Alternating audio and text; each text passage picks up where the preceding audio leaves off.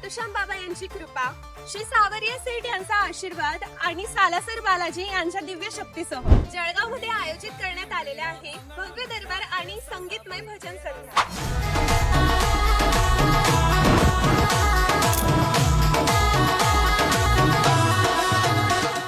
दिनांक 9 जानेवारी रोजी सायंकाळी 6 वाजेपासून ते प्रभू इच्छेपर्यंत। त्यासोबतच गोकुळजी, अनुष्काजी आणि अधिष्ठाजी यांच्या सुरेल सादरीकरणासह भजनांचा आनंद घ्या।